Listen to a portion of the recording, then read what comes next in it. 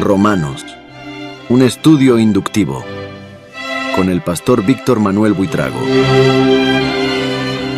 Bendito Señor, Dios Santo, poderoso, digno de toda honra, de toda gloria, de toda alabanza. Te adoro, te bendigo y te exalto en este día, Señor. Y te suplico en el precioso nombre de Jesús, que tu Espíritu Santo nos guíe a través del estudio de tu palabra. Que lo que vamos a meditar, Señor, en este día sea de bendición para todos nosotros. Toma nuestra mente, nuestro corazón, todo nuestro ser y impregna en cada parte de nuestra vida cada enseñanza que vamos a extraer en este día de esta lección. Te ruego por las personas que nos acompañan en este estudio para que tú les continúes bendiciendo en todo momento de su vida, Señor. Llénalos de tu sabiduría, de tu entendimiento y llénalos de esa paz tuya que sobrepasa todo entendimiento. Te ruego que nos bendigas en este día, en el precioso nombre de Jesús. Amén. Amén. Bienvenidos a nuestra lección número 29 de Romanos Inductivo. Hoy vamos a estudiar el capítulo 15 del versículo 1 al versículo 13. Y para eso voy a comenzar leyendo lo que dice los versículos 1, 2 y 3. Así que los que somos fuertes debemos soportar las flaquezas de los débiles y no agradarnos a nosotros mismos. Cada uno de nosotros agrade a su prójimo en lo que es bueno para edificación. Porque ni aun Cristo se agradó a sí mismo, antes bien, como está escrito, los vituperios de los que te vituperaban cayeron sobre mí. ¿Qué significa soportar las flaquezas de los débiles? Las flaquezas de los débiles. La palabra que se traduce por soportar es bastasein y significa llevar. Algo así como llevar a un niño en el vientre. Aguantar, tolerar, sobrellevar, sustentar y sostener. Por eso otras versiones emplean otros sinónimos de estas palabras, como por ejemplo, los fuertes en la fe debemos cargar las debilidades de los que no tienen esa fuerza, dice la versión latinoamericana. O los que ya tenemos la formación necesaria debemos sobrellevar las flaquezas de los que no están tan capacitados, dice la Nueva Versión Internacional. En la versión Nieto dice, debemos sufrir las deficiencias de los débiles. ¿Por qué debemos agradar a nuestro prójimo? Hay maneras destructivas y constructivas de agradar. Yo creo que podemos reflexionar sobre cada uno de estos aspectos, ¿verdad? En primer lugar, algunas maneras destructivas de agradar a los demás podrían ser, primero, agradar sacrificando la verdad. Imagínense, sacrificando la verdad, como ocurrió con los Gálatas, donde el mismo Pablo defiende su intransigencia diciendo, si todavía agradara a los hombres, no sería siervo de Cristo. Eso dice Gálatas 1:10. En segundo lugar, agradar para complacer a los amigos burlones.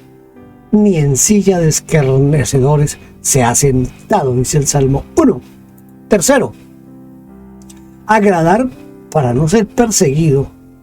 A los que así se comportan, Pablo los califica como enemigos de la cruz de Cristo.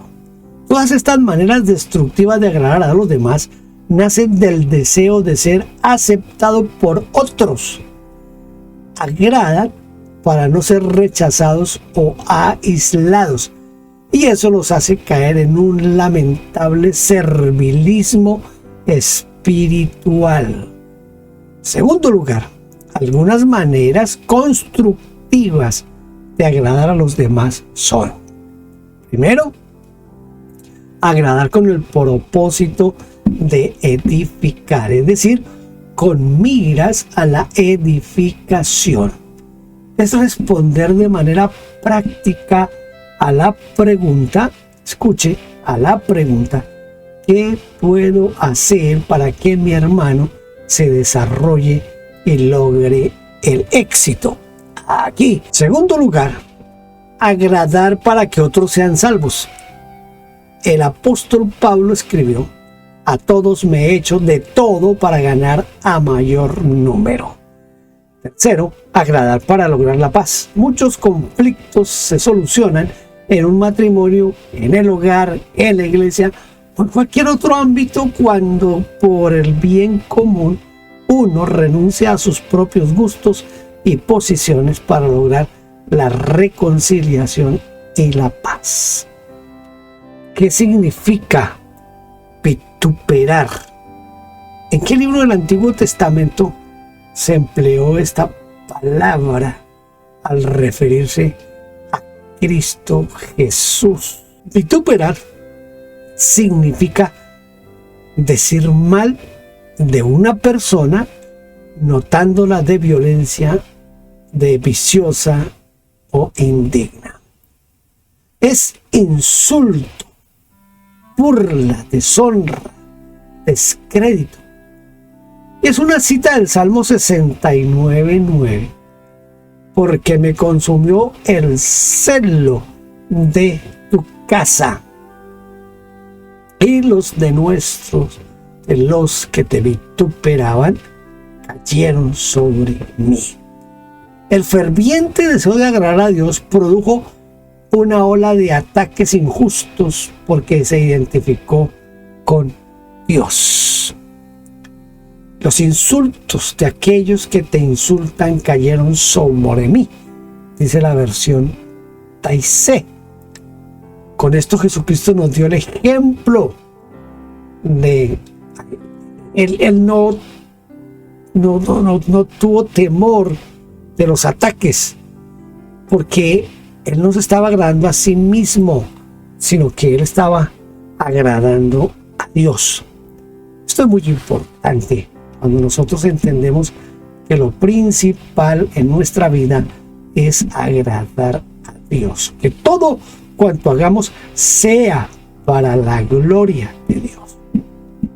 Romanos 15:4-6 dice: porque las cosas que se escribieron antes para nuestra enseñanza se escribieron, a fin de que por la paciencia de la consolación de las Escrituras tengamos esperanza.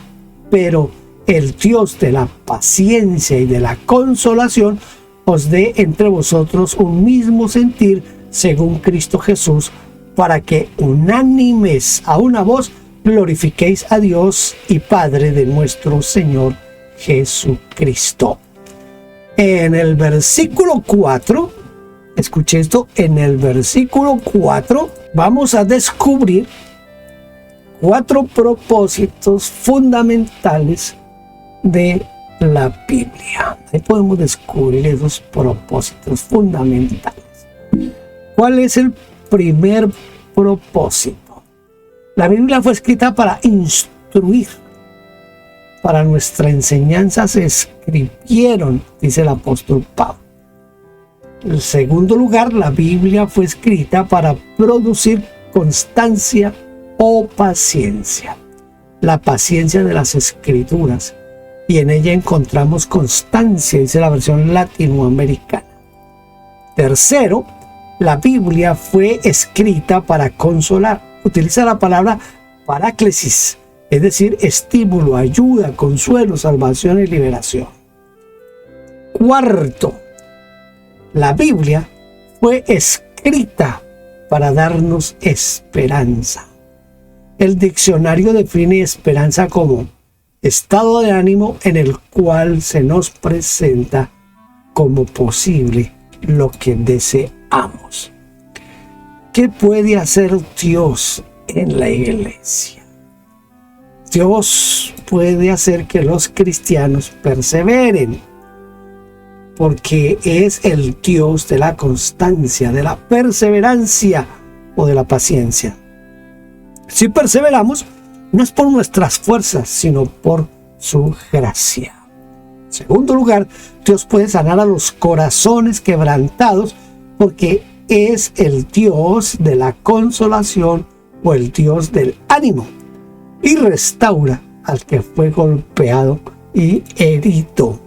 Tercero, Dios puede dar a todos los mismos sentimientos, los sentimientos del mismo Jesús, un mismo sentir en Cristo Jesús. Cuarto, Dios puede intervenir en su propia glorificación.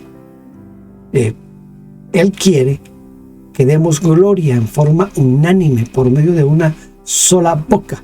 Esto puede significar que todos alaben al mismo tiempo o que uno alabe y todos se expresen por medio del que adora en un mismo sentido. Por eso es Dios quien construye nuestra alabanza. A una voz glorifiquéis al Dios y Padre de nuestro Señor Jesucristo. Ahora vamos a leer en Romanos 15 del 7 al 12. Por tanto, recibíos los unos a los otros, como también Cristo nos recibió para la gloria de Dios. Pues os digo que Cristo Jesús vino a ser siervo de la circuncisión para mostrar la verdad de Dios, para confirmar las promesas hechas a los padres y para que los gentiles glorifiquen a Dios por su misericordia, como está escrito: por tanto, yo te confesaré entre los gentiles y cantaré tu nombre. Y otra vez dice: alegraos gentiles con su pueblo. Otra vez: alabad al Señor todos los gentiles y magnificadle todos los pueblos. Y otra vez dice Isaías: estará la raíz de Isaí y el que se levantará a regir a los gentiles. ¿Con qué propósito debemos aceptarnos los unos a los otros? Debemos aceptarnos y ayudarnos unos a otros para la gloria de Dios. Uno no debe solamente aceptar a otro por amistad, por parentesco, por simpatía, o por deber, o por obligación, ¿no? No, sino con el propósito de honrar a Dios. Recibimos o atendemos a nuestros hermanos porque Cristo nos recibió y lo hizo para la gloria de Dios. ¿Qué significa la frase Cristo vino a ser siervo de la circuncisión? Al ser siervo de la circuncisión cumplió 3 grandes propósitos. ¿Cuáles fueron esos 3 grandes propósitos? La frase Cristo vino a ser siervo de la circuncisión significa que Cristo se hizo un servidor de los judíos. Él nació en una familia judía, fue circuncidado como todo niño judío, fue educado como judío y cumplió con todas las leyes judías para lograr 3 grandes propósitos. El primer gran propósito, para mostrar la verdad de Dios. Por ejemplo, en el Sermón del Monte elevó las exigencias del reino de Dios por encima de la ley dada a los judíos. Él debía mostrar la verdad de Dios dentro del pueblo escogido, a quien se había revelado. Él tenía que hacer eso. Bueno, en segundo lugar, para afirmar las promesas hechas a los padres, es decir, a los patriarcas. Por ejemplo, la promesa a Abraham. En el momento en el que Dios le cambió el nombre de Abraham por Abraham, padre de una multitud, añadió la promesa: te multiplicaré en gran manera y haré naciones de ti y reyes saldrán de ti. Además, agregó: este es mi pacto, será circuncidado todo varón entre vosotros. Esto es lo que dice Génesis 17. Ahí está la orden de Dios de que Abraham circuncidara a todos sus parientes, y ese iba a ser el pacto. Tercero, para que los gentiles, es decir, los que no son judíos, glorifiquen a Dios por su misericordia. Y aquí el apóstol Pablo cita el Salmo 18, versículo 49. Por tanto, yo te confesaré entre las naciones, oh Jehová, y cantaré tu nombre. No debemos descuidar ese detalle fundamental en la venida de Cristo para que las naciones confiesen y alaben su nombre. El reconocimiento y la alabanza cantada por la misericordia de Dios fue uno de los grandes motivos de la encarnación de Cristo. No solo para los judíos, sino para todas las etnias, los etnos, las etnias. Luego menciona 3 textos más. Deuteronomio 32, 42. Alabad naciones todas, pueblos todos. Salmo 117. Alabad a Jehová todos los pueblos, alabadle. E Isaías 11:10. Será buscada por las gentes y su habitación será gloriosa. Pablo, de esta manera, selecciona la Biblia. Selecciona 3 grandes secciones. Primero, el Pentateuco. Segundo, los Salmos. Y tercero, los profetas. Para mostrar que el propósito de Dios para los gentiles está en toda la Biblia. En toda la Biblia. Esto a veces la gente no conoce. El plan de redención y el plan de salvación está desde Génesis hasta Apocalipsis. Algunos lo han llamado la línea roja. Es una línea que nos muestra a Cristo Jesús y su plan de redención desde Génesis 1 hasta Apocalipsis 22. También si usted hiciera un pequeño estudio de la vida y la muerte, va a encontrar que de Génesis 1 hasta Apocalipsis 22, la vida y la muerte ocupan un lugar principalísimo, bien principal. Vamos ahora a leer Romanos 15:13. Y el Dios de esperanza os llene de todo gozo y paz en el creer, para que abundéis en esperanza por el poder del Espíritu Santo. ¿De dónde viene? ¿De dónde viene? ¿De dónde se origina nuestra esperanza? ¿De dónde viene? ¿De dónde se origina nuestra esperanza? Nuestra esperanza, a ver, porque de pronto aquí voy a poner donde no es. Nuestra esperanza viene de Dios. Está claro que no podemos tener la verdadera esperanza a menos que Dios la produzca en nosotros. Escuche esto, a menos que Dios la produzca en nosotros. ¿Por qué? Porque la esperanza es patrimonio de Dios. La esperanza le pertenece a Dios. Él la produce y la da a quien quiere, y lo hace por medio de las promesas. Sin promesas no habría esperanza.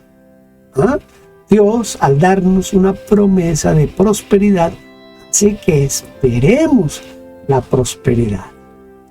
Al darnos la promesa que si pedimos recibiremos, hace que esperemos la respuesta. La enciclopedia de la Biblia define esta esperanza como la que se funda en el pacto de las promesas, la tierra, la salud, la protección y una fe inconmovible en el poder de Dios, siempre dispuesto a cumplir sus promesas, aun cuando la experiencia se oponga. Interesante. Por eso es solo por el poder del Espíritu Santo que esta esperanza nace y crece en nosotros. Vemos por lo tanto que Dios produce el gozo cuando creemos, y ese gozo hace que abundemos en esperanza. El Dios de esperanza os llene de todo gozo en el creer, para que abundéis en esperanza, dice Pablo. Cuando uno está gozoso por la promesa es porque Dios está llenando de alegría el corazón como anticipo de lo que recibirá. Dios produce la paz cuando creemos, y esa paz hace que abundemos en esperanza. Os llene de todo gozo y paz. Aquí la inquietud desaparece.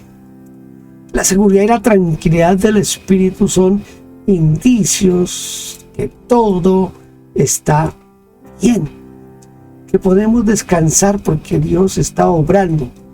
No depende de nuestro esfuerzo o voluntad para estar tranquilos, sino que es el Espíritu Santo de Dios que opera en nosotros, dándonos una esperanza que abundéis, dice Pablo.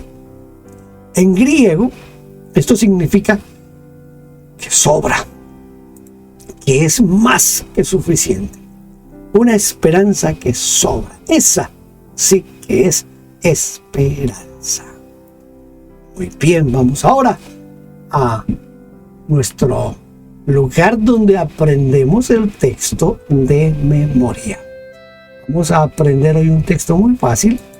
Está en Romanos 15:13. Lo acabamos de leer. Y el Dios de esperanza os llene de todo gozo y paz en el creer, para que abundéis en esperanza por el poder del Espíritu Santo. Y el Dios de esperanza, Él es el Dios de esperanza.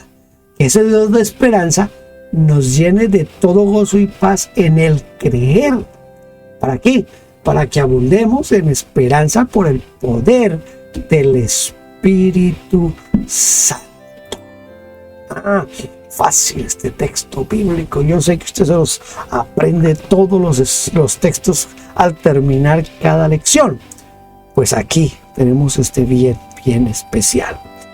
Quiero como devolverme un poquito a una parte que tratamos aquí un poquito más atrás, porque quisiera como hacer un pequeño énfasis en lo que quiero que usted y yo como que meditemos un poquito. La frase de que Cristo vino a ser siervo de la circuncisión, y al ser siervo de la circuncisión cumplió 3 grandes propósitos.